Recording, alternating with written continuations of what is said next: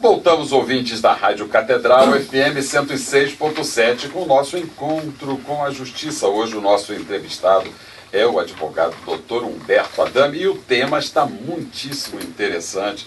Você vai discutir, debater, mandar suas perguntas aqui para a nossa mesa.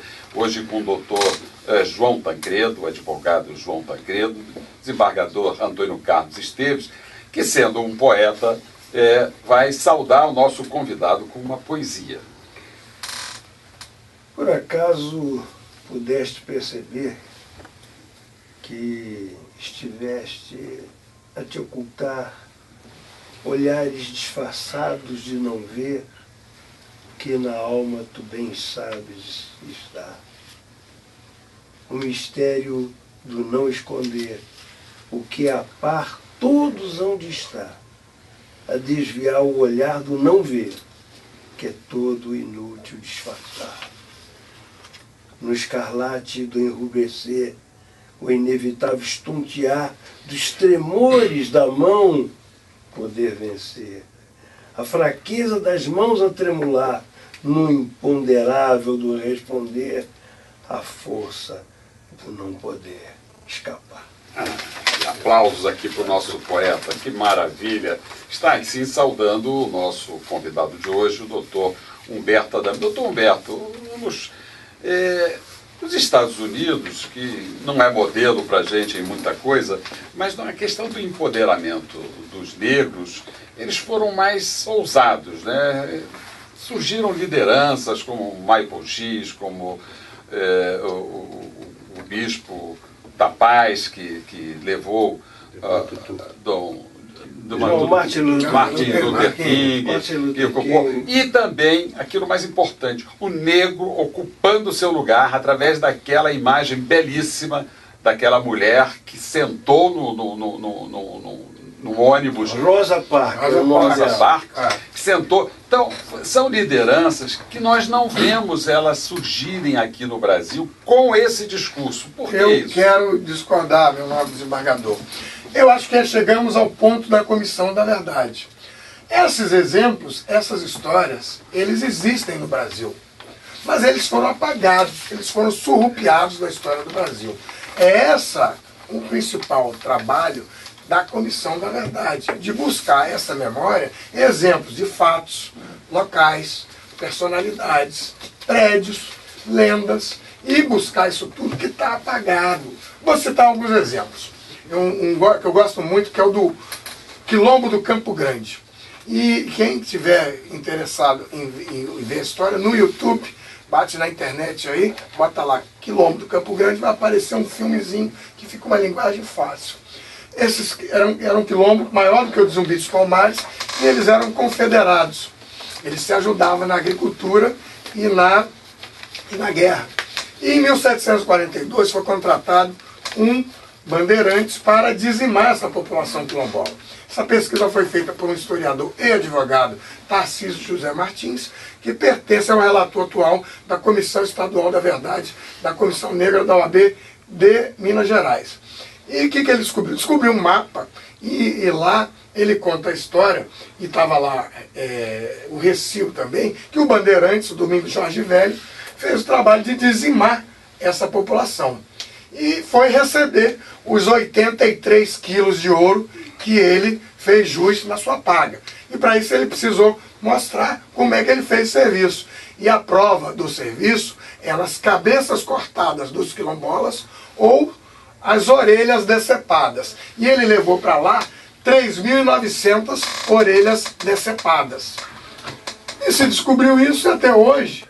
Meu caro Tancredo, você não vê isso na história do Brasil, meu caro desembargador. Não se conta isso em lugar nenhum. O paralelo que eu sempre faço com o maior respeito e com o maior aprendizado é com a comunidade judaica.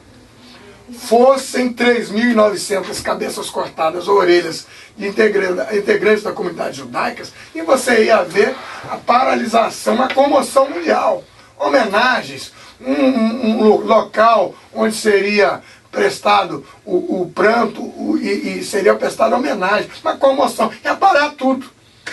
E como eram quilombolas, como eram pretos e Você pardos. acha que é comparável o Holocausto brasileiro com o Holocausto judeu? Eram seres humanos, na verdade você tem... Nesse aspecto. Nesse aspecto você tem que colocar. Eu tenho um pouco de receio da comparação, só por conta, a gente acaba, é um medo que eu tenho mesmo, dizendo, eu não tenho mais medo nenhum. Eu tenho medo. Tranquilo.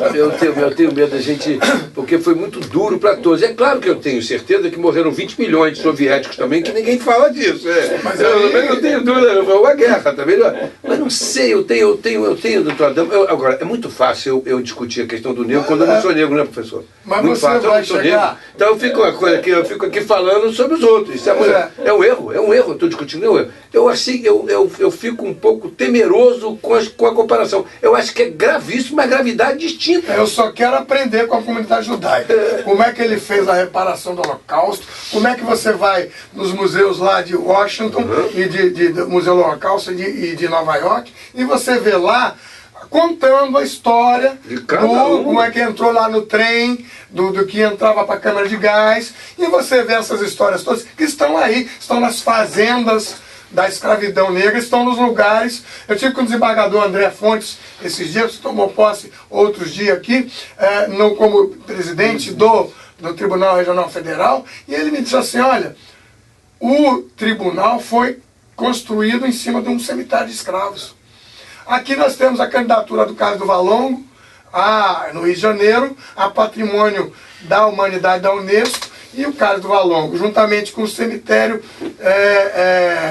dos Pretos Novos e o Quilombo Pedra do Sal, foram abrir lá e fazer a construção do Porto Maravilha, onde se inclusive gastou 8 bilhões e meio do dinheiro do Fundo de Garantia, e você não vê. Aí descobrimos o cemitério do Carlos do Valongo, que é patrimônio da humanidade. E não se falou ainda como é que vai se integrar o Quilombo e Pedra do Sal. O cemitério dos Pretos Novos está lá, a míngua. E o desembargador André Fontes disse, o tribunal foi construído em cima do cemitério de escravos. Então, são fatos que têm que ser descobertos. E estamos falando só do Rio de Janeiro. Imagina 5.643 municípios para você descobrir a história da escravidão negra, e mesmo depois. Nós temos feito um trabalho interessante com o Luiz Gama. O Luiz Gama, que foi, segundo o Comparato, o maior advogado do Brasil. Você estava lá em Florianópolis, na Conferência Nacional do Advogado, quando o Comparato foi receber a medalha Rui Barbosa, que é a maior medalha da OAB. Ele disse, vocês estão me homenageando, achando que eu fui um grande advogado. Advogado grande foi o Luiz Gama, que não chegou nem a ser reconhecido como advogado e libertou mais de 500 escravos só como solicitador. E outros ouvintes nessa situação nós temos, né? Evaristo de Moraes, que é o pai dos dois, né? Que era, talvez, eu não sei se Luiz Gama ou ele, porque o Luiz Gama teve um pouco mais de sorte do que o Evaristo de Moraes, que Evaristo de Moraes, como diz no Reminiscências de um Álbum Criminalista, que é leitura obrigatória para todos nós, né? Ele, ao final, quase no final, diz assim, eis-me bacharel, como toda a gente. Ele vai... desculpe, é porque este assunto... Mas o Luiz Gama, o ano passado nós conseguimos fazer, através desse trabalho da Comissão Nacional da Verdade, o Conselho Federal, através de uma placa, reconheceu o Luiz Gama como herói brasileiro, maior que advogado. E qual a resistência que você tem contra a Ordem dos Advogados do Brasil para essas homenagens? Ou não tem resistência? A Ordem dos Advogados... como em qualquer lugar, tem que você chegou num ponto bom. Em qualquer lugar, nós que estamos, o desembargador Ciro Darlan sabe muito bem isso, o desembargador Esteves também, nós que estamos imbuídos da questão da luta em prol do afrodescendente, para incluir, o problema não é incluir, é botar a gente lá dentro. Entendeu? Quando eu estudei na Universidade de Brasília, o percentual era de 2%. Ninguém reclamava disso. Que, na verdade, o percentual era de 98% de não negros. E estava tudo normal. Nós estamos incluindo negros em qualquer lugar. seja no partido político, seja no Congresso Nacional, seja nas empresas brasileiras, seja nos tribunais, inclusive na ordem dos advogados. É uma coisa que eu quero discutir, são as listas para desembargadores que as seccionárias da OAB, no quinto constitucional, mandam para os tribunais. Se você tem o CNJ diz que só tem 1,5% de juízes participados, como é que você vai modificar esse percentual? Não interessa qual é por educação universal, é por cota, é por ProUni, é por FIES. A sociedade brasileira tem que entender que enquanto ela não mudar esse percentual vergonhoso, ele é mais eficiente do que o apartheid da África do Sul ou que o regime de Jim Crow na guerra dos norte-americanos, lá na segregação. E aí nós temos uma sociedade brasileira que não inclui nada, que não quer saber de nada, nós somos todos iguais. Aí você olha, mas tem lá o desembargador Cinto Darlan, tem o desembargador Esteve, que viraram, são afrodescendentes e que viraram, então você também pode chegar. Só que o caminho é muito cruel. Estou aí com o Frei Davi, que inclui isso em todo lugar. O Frei Davi junta pretos e pardos no Brasil inteiro, o negócio é bastante assim também como o reitor José Vicente na Universidade Zumbi dos Palmares. O assunto assim, eu não quero saber como o problema é botar lá. Você sabe que e essa questão dos números, ela é muito forte. Itamaraty, 1.400 diplomatas, tinham 6 negros, todos impostos lá longe, a partir de um curso, e se achavam a democracia racial. É democracia racial uma ova. São absolutamente excludentes. É um ninho racista que a sociedade brasileira se transformou. E nós vamos denunciar todos os dias, assim como Abdias Nascimento. Doutor Humberto, que bacana. Que beleza, bom que ouvi-lo beleza, assim, dessa forma. beleza. Mas o senhor falou muitas vezes do preconceito do judiciário e que precisa incluir negros no judiciário. Eu tenho essa bandeira há muito tempo, gostaria de ver negros entrando por todos os lugares, pela janela, pela porta. Não só pela vara criminal, mas só no réu. Exatamente. Na escola da magistratura.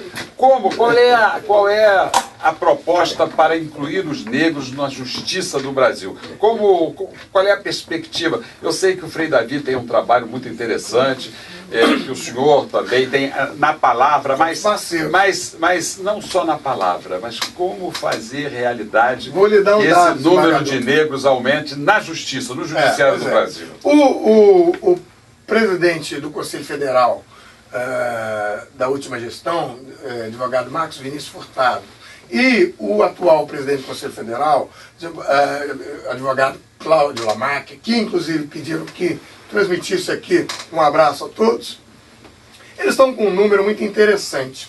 Através da autodeclaração, que também está sendo exigido no exame de ordem, aumentou o percentual de pretos e pardos aprovados no exame de ordem. E isso foi para as 47 mil.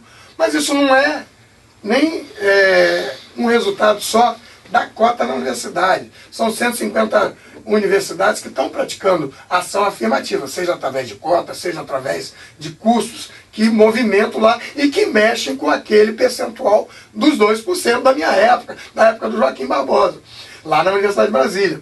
Então, de aumentar o número lá é o ponto. E aí, como está aumentando os aprovados no exame de OAB, é possível que nós tenhamos mais advogados e que a gente consiga furar o bloqueio que também está nos conselhos seccionais da OAB e também no Conselho Federal. Mas esse percentual, isso é fruto disso tudo. É do ProUni, é do FIES, que financiou muita gente, é da cota e dessa autodeclaração que não tinha. Eu acho que o mais importante é você discutir, falar, como a gente está falando isso aqui hoje, e dizer e mostrar para uma parcela da população brasileira que ela tem que entender o segmento, que o atual estado das coisas é altamente excludente e tem uma parte, e aí vimos até o racismo institucional. Há lugares onde o cidadão é excluído antes dele entrar.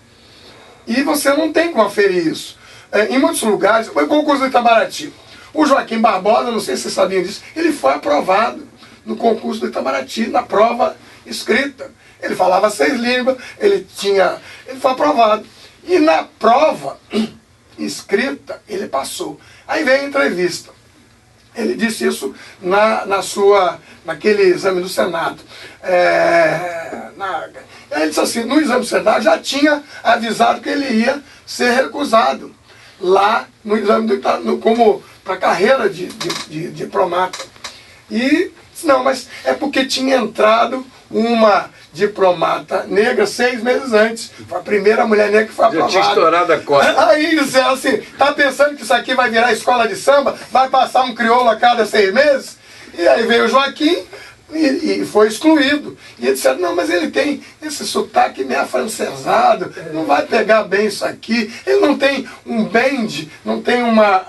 como é que ele traduz bend? Não tem em inglês é band, mas não tem essa coisa da carreira diplomática. E aí deram o pau nele na entrevista. E a gente sabia, era o racismo. Isso não está excluído, não vai... Se tivesse concurso, as entrevistas serviam para isso, né? Aqui, os desembargadores aqui do Tribunal de Justiça, eu não vou dizer o nome, mas alguns que foram meu amigo, disseram, receberam, não vai entrar porque é preto.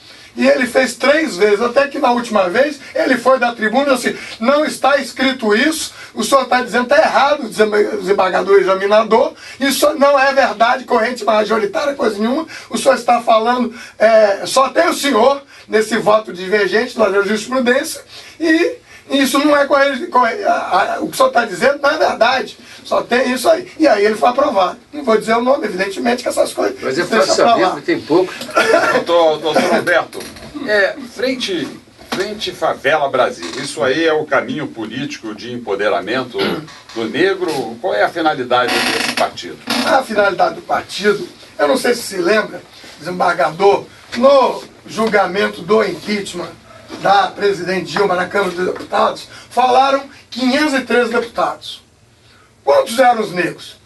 Devia ter lá uns 10, 20 no máximo, alguns falaram contra, outros a favor, mas em 513, nós tínhamos lá, não tínhamos 20 deputados, e tem que ver se os que estavam lá, alguns não poderiam achar que nem eram afrodescendentes, ou pretos e pardos, ou negros. Então, e com certeza, a maioria da periferia, que estão as suas maiorias pobres, que sua maioria é preta, mas que também tem o branco pobre, que o Tancredo falou aqui no começo. Também tem o branco pobre lá, nesse imenso amálgama, nesse imenso apanhado de população pobre. E aí, a partir de pessoas que estão conduzindo isso, especialmente o Celso Ataíde, ele tem feito um chamado e tem sido ouvido em todos os lugares, muitos artistas, o Lázaro Ramos, o Sérgio Lorosa e muitos outros, têm chamado o Brasil inteiro, e é engraçado que começou no WhatsApp. Né? O partido está se desenvolvendo através de divulgação, de discussão feito por grupos de WhatsApp. E isso agora é uma realidade. O partido já tem o seu CNPJ e vai partir agora para a coleta de assinaturas. Vamos fazer um pequeno intervalo e voltamos em seguida, ouvintes da Rádio Catedral 106.7 FM. Hoje a entrevista é com o advogado Dr. Humberto